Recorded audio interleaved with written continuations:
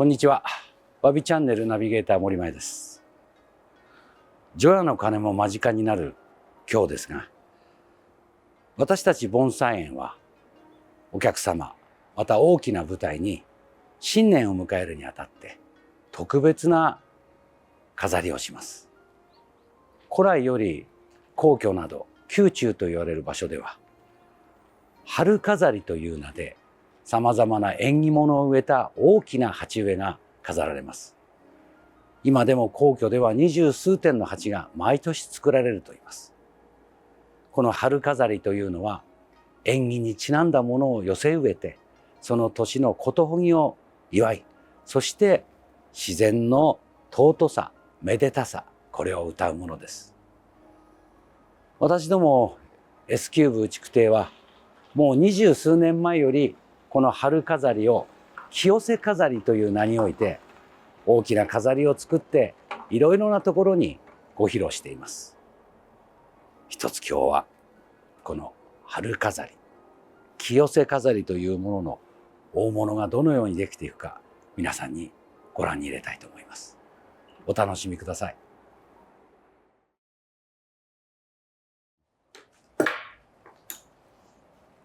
清瀬飾りの基本はやはり松です。今回は五葉松の約120年の木をメインとして使います。畑で作ったものではなく、鉢で作った持ち込みの古いものを使うのが私ども築堤の特徴になります。鉢で作っているからこそ根がきちんと締まっています。その木を使うことで各木の寄せて締めることができるわけです。一度鉢から抜いて必要な部分の根を残し、あまり木が傷まないように気をつけて組み上げの準備をします。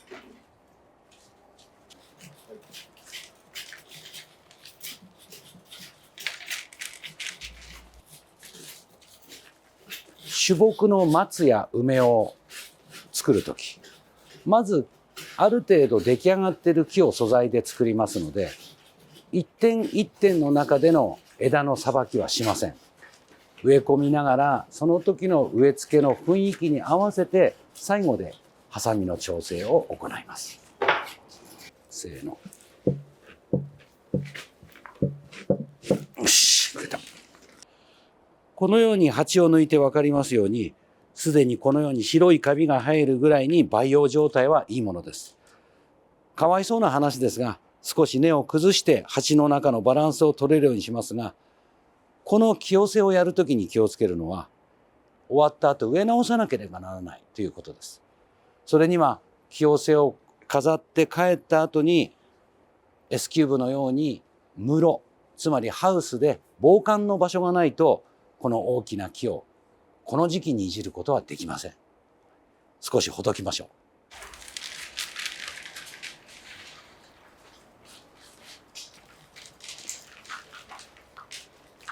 普通の植え替えと違って根をきれいにほぐすというよりも、必要な部分を残し気をつけながら取っていく。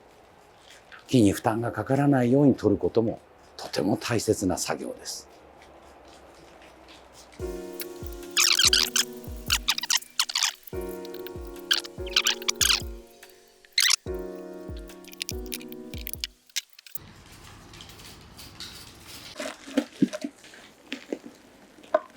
いいよ。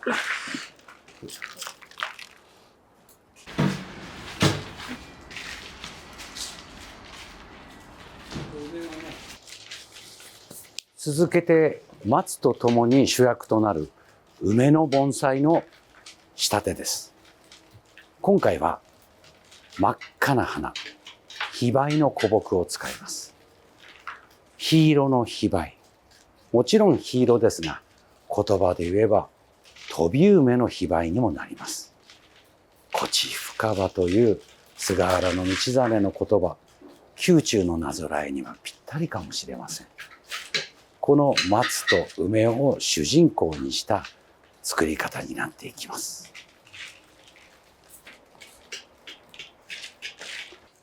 今回使う鉢はこの鉢です。小当たり、粉砕、蓮華門の丸。つまり中国の景徳鎮で今から約250年前に作られた、本来は水鉢です。穴が開いていなかったんです。美しい初の花の咲く世界。その綺麗な色がお正月らしい特別な鉢合わせになります。盆栽の鉢合わせというのはどちらかといえば泥物、泥でできたものに漂白類、釉薬品という薬がかかっているものが梅や雑木などですが、この春飾り、清瀬飾りには少し豪奢なめでたいものを使う習わしがあります。宮中でもこのような色鉢や青磁や白磁などの気品の高いものが使われます。もったいないと思うでしょうが、うちとして工夫して穴を開けてちゃんと水が抜けるようにする。清瀬飾りですので、本来は10日間程度なので穴を開けないというのもありますが、木が揺れないためにはこのような仕組みを作っていくことも大切になります。梅の場合は漂白と違って根はとても強いものです。根をある程度取っても健常に生きるのが梅です。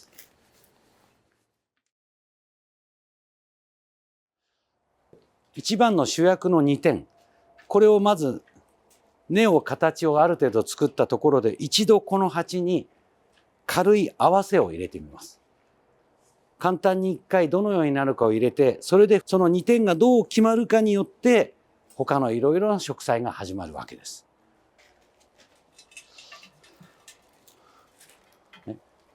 この中に2点を入れ込む技があります。梅と松の大きさが同じ場合があります。この時に気をつけるのが、同じ力で見せないということです。どちらかに流してみるということが大事です。この木の場合は本来が弓なりになっています。小さい鉢に2点を入れるということは弓なりに2点を入れることになります。一番大事な、こうなっている根っこをこうするかこうするかで木が離れないで一緒に相生で生きてきたような姿を作るわけです。どこまでねじめができるか分かりませんが、理想はこのような姿かなと思います。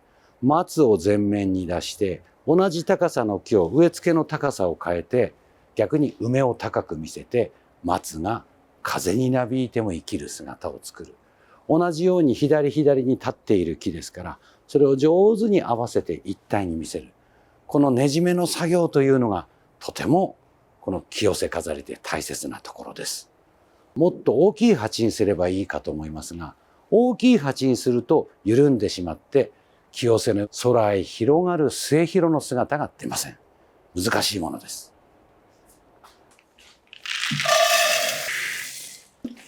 よいしょ。で、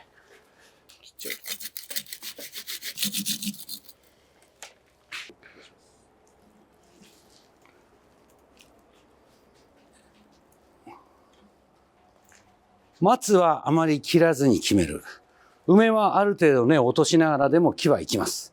その姿の中で作るときに梅を独特の角度に変えているので、これで梅が松から離れないように打ち込みます。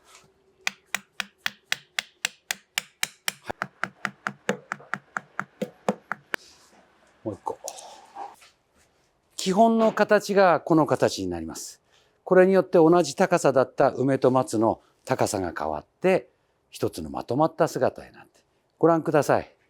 前から見てここの間に隙間が見えません。それだけ2つが一緒に寄り添って生きる姿が出る。これがとても大事なことです。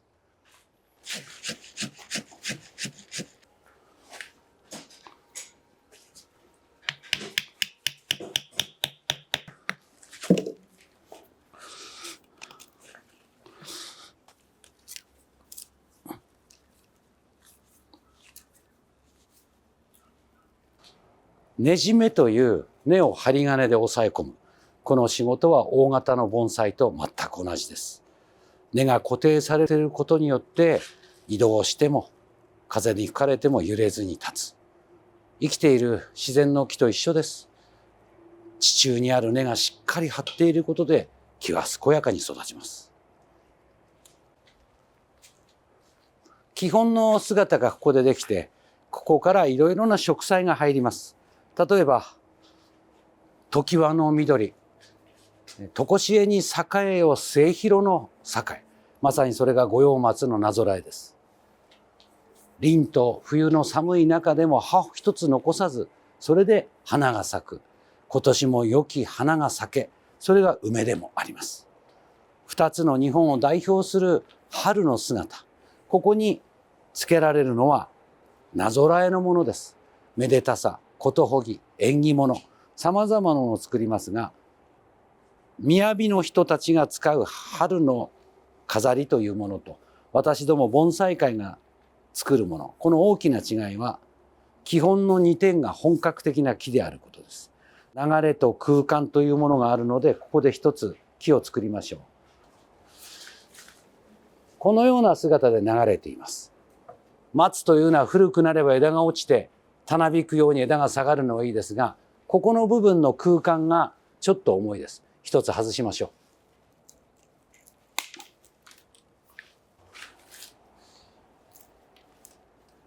ここまで来て初めてわかりますが、ここの頭が不要となります。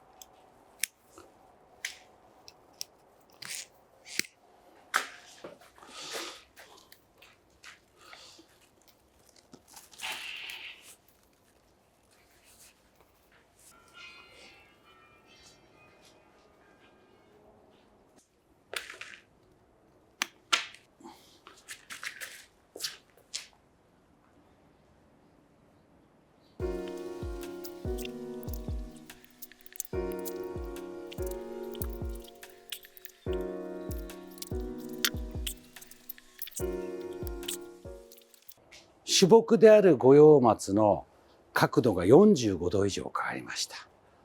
それでも主たるものの流れ、木姿、盆栽として一点一点で見ていても良さを感じる流れに、今枝の動きを外しながら多少変えました。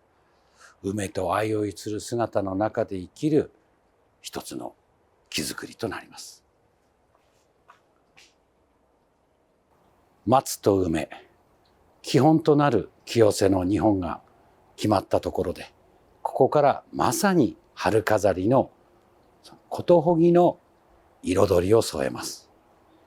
松竹梅という三遊の飾りの美しさもあります。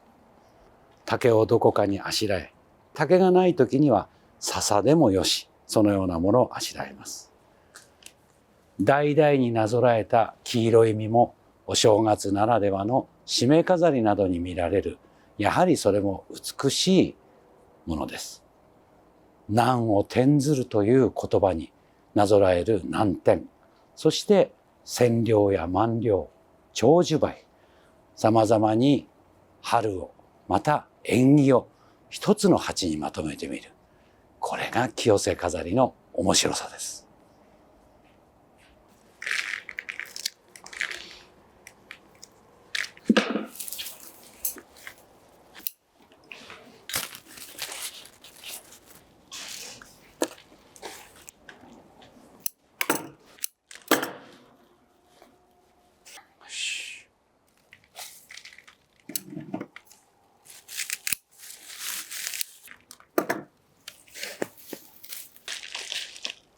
からここに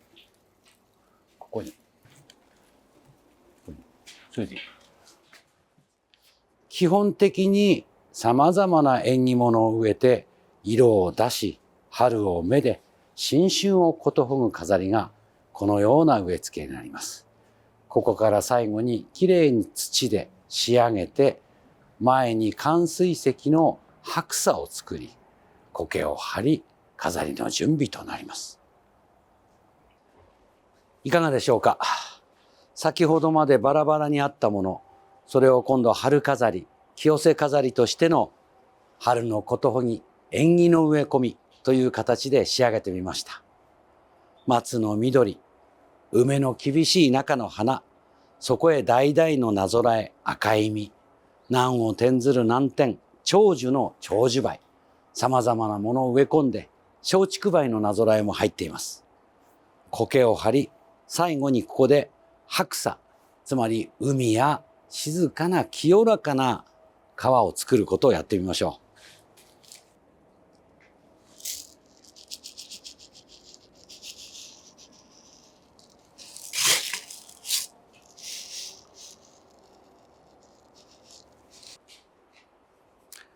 さあ、清瀬飾りが完成しました。綺麗な白砂が入ることで、よく禅のお寺の庭にある枯山水のように、苔と白砂の素晴らしさ、それも中に込められています。宮中の庭園の風景の一部も感じられるといいですね。最後にこれをきちんと飾ってご覧に入れましょ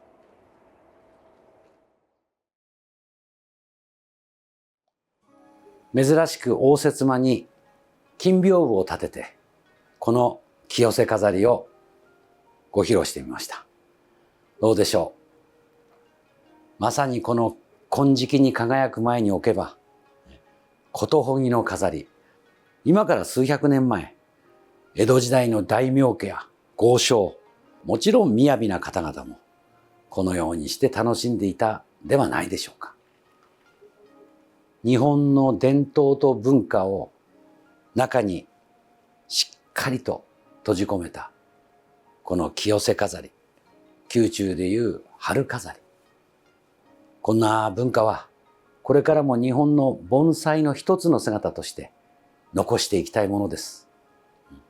わびチャンネルは、このように他ではあまりないもの、そしてちょっと深い話、ちょっとマニアックな世界、いろいろなものをアーカイブでご紹介できます。ぜひチャンネル登録をしてお楽しみください。今年のわびチャンネルもこれが千秋楽です。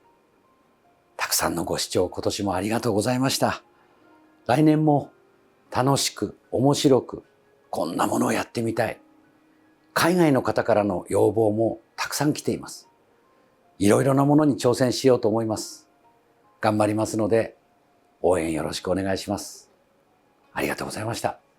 どうぞ皆さん、良いお年をお迎えください。